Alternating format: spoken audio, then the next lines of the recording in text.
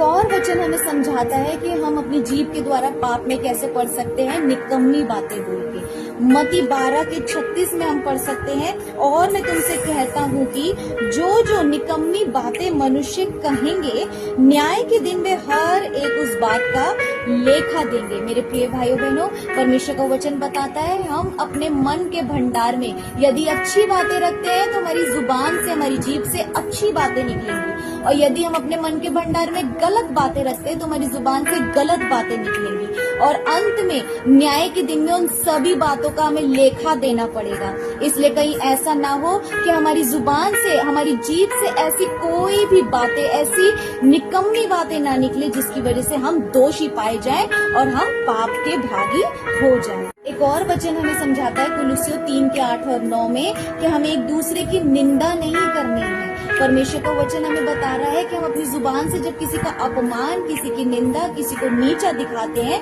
तो वो ही हमारी जीभ पाप की ओर हमें लेकर चली जाती है। आगे लिखा है कि एक दूसरे से झूठ भी मत बोलो। अगर हम एक दूसरे से झूठ भी बोल रहे हैं तो वो भी हमारी जुबान क्या हमसे एक प्रकार का पाप करवा रही है। मेरे प्रिय भाइयों बहनों, आज जो हम सीख रहे हैं कि हमारी जुबान इन चीजों की वजह से भी हमें पाप की ओर लेकर जाती है, तो हमें अपने अंदर बदलाव और सुधार करना है। और आगे लिखा है इसी में कि हमने अपने पुराने मनुष्य तत्व को उतार के फेंक देना है। जब हमने अपने अंदर मसीह को ग्रहण कर लिया है, जब हमने अपने आप को प्रभु के पीछे चलने का निर्णय ले लिया है, अपने आप को समर्पित कर दिया है प्रभु के लिए, तो हमारा जो पुराना मनुष्य तत्व है जिसमें हम झूठ बोला करते थे, निंदा किया करते थे, एक दूसरे को नीचा दिखाते थे, किसी का अपमान करते थे, तो वो अब हमारी जुबानों से नहीं होना चाहिए। क्योंकि वचन एक जगह ये भी बताता है कि हमें एक दूसरे को अपने से भी बेहतर, बढ़कर अच्छा समझना है, हमें उनका आदर करना है।